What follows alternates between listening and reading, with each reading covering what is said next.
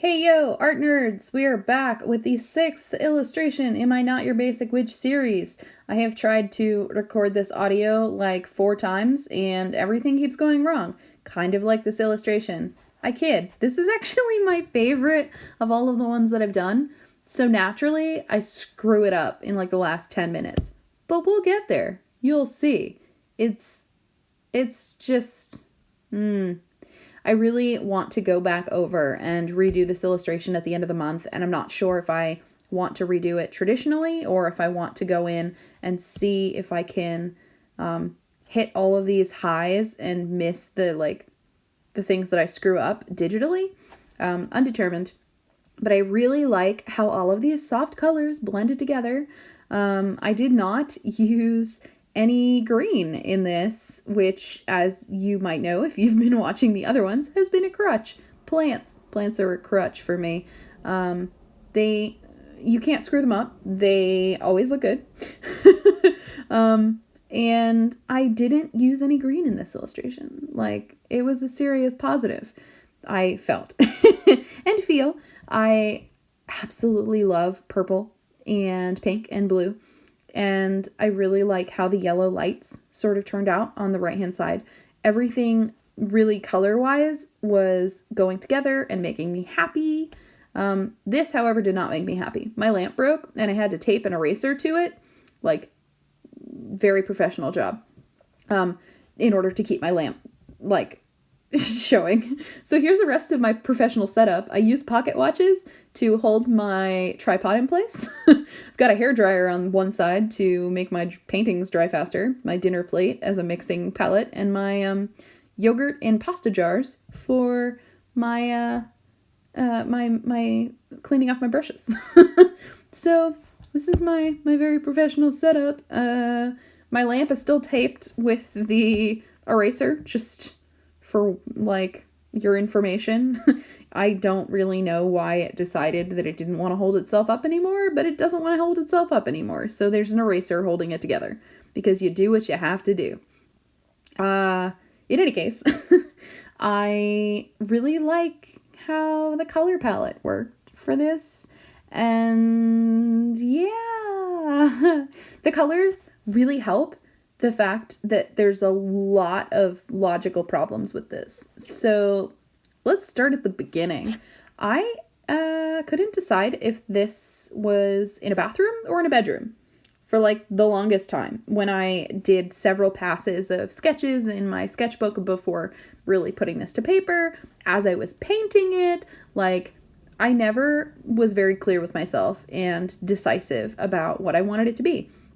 Part of this is because when I was originally thinking of the idea, I was intending to have the character on the left-hand side sort of angled toward the mirror so that you would see both and you would know that they were looking at a reflection of themselves in the mirror.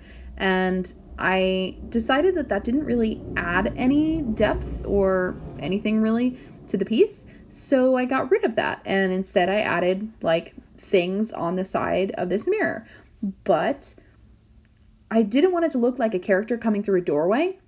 Since there's not a bottom to the mirror, just size-wise on the paper, I didn't give it a bottom. And I wanted to make sure that you could tell that it was a mirror.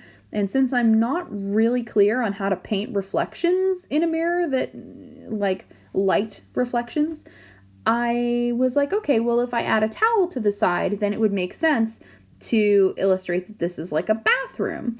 And it would make sense that there would be kind of shelves behind you with like bottles and sort of potion-y kind of things. But then again, like, why do you have posters and crystals in your bathroom? You know, there's a lot of lost logic in this piece. But I really like the colors. So, like, I'm willing to overlook all of the things that don't quite make sense, which again is another reason why I'd like to revisit this idea at a different time, to try and iron out the things that didn't make as much sense when I was putting this together.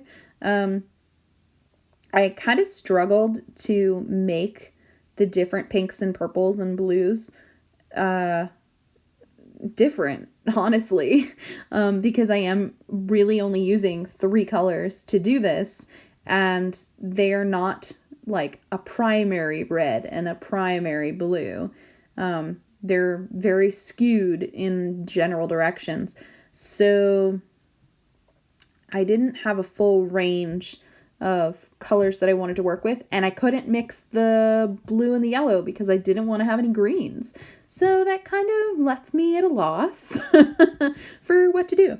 That being said, I think that the colors are really nice. The colors are not my problem with this piece. My problem with this piece is what I wind up doing while lining it. And I don't know, you guys. I don't know if I mentioned it or not, actually, but the prompt is like looking at yourself in the mirror and being like positive about it.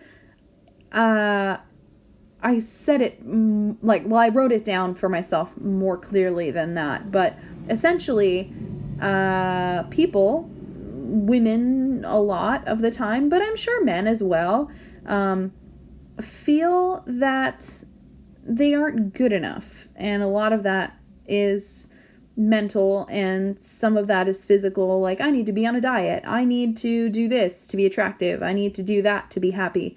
And what I see a lot of the time on Tumblr and on Pinterest in the sort of witchy categories is spell jars and kind of positive affirmations, charms in general, for reminding yourself on a daily basis that you're enough and that you're awesome and that, you know, you're strong and that you are the one that decides whether or not you're going to be happy, and that you shouldn't let other people decide that for you. And some of those are like charms that you're supposed to put on your mirror, or like spell jars that you would keep, you know, near you or in a place like your bathroom where you would see it and you would notice it when you are looking in the mirror. And regardless of your personal feelings about like modern witchcraft or Wicca or any of that, I think everyone can agree that at the very least, telling yourself or leaving yourself a reminder of, you know, that you're awesome, or that, you know, you're going to have a good day or whatever, whether you set that intentions in a jar or you set that intentions on a note that you put in your mirror, seeing it will at least remind you that that's your goal, that, you know, you're awesome. People have posters that do that. They have key rings that do that. I don't think that there's necessarily anything different by saying that it's like a spell jar or something else. But from a witchy standpoint, let's just assume that the jars behind her could be some spell jars that are doing that. The other thing that I added is that on the mirror, another thing to kind of distinguish that it's a mirror and not a person standing in a doorway, there's a list on the left-hand side of herbs that you would commonly find in a spell jar like that. There is also a list towards the top, not a list actually, just like kind of a charm of reflecting negativity away, reminders for this girl that she doesn't really need anybody else's bullshit. She's got her shit together. So now that we're in the lining stage, let's discuss the things that didn't go very well. In the last illustration 5, I believe, I decided that using the very fine black liner really worked for inanimate objects, and that I really enjoyed it. And I continued to really enjoy it with this. Having done it on 2 pieces now, I definitely can see that that's a thing I really like aesthetically, and it's a thing that I enjoy doing. I really, really like how these thin black lines look on background kind of information and furniture, that sort of thing. I'm very happy with that. That's like a thing that I have learned in the last 6 illustrations that I want to continue with anything else that I do in the future. I'm really cool with this. I'm really happy with this. However, with all of these pinks and purples and blues, I actually have some Copic liners and some, microns in the exact shades of pink and purple and blue. And for some reason, I thought that lining some of these things, namely my person, my human, with those colors would be a good idea. However, you can't see them. There's such a perfect color match that you can't tell that she's lined with pink. She's just herself. And so I decided, very poorly, to go in with this black pen that you're seeing right now. And while I have used a like kind of brush pen in a couple of the other illustrations on the person, which has turned out well, I'm not using the same pen that I did before. Before I was using a Tombow, and this was a Pentel Pocket Brush pen, which is normally my favorite brush, but I went too thick. Every like line on her is just way too much. Aside from the anatomy problems that like her neck is too long and her head is now very pointy because I screwed it up with that liner, it doesn't stand out as a good thing. It stands out as a bad thing. So this is what I came up with for day 6. Pros and cons. It's a thing. I hope you enjoyed this video, and I hope you join me next time, tomorrow, for the 7th illustration in this series. So go make something, my nerds. Have a great day.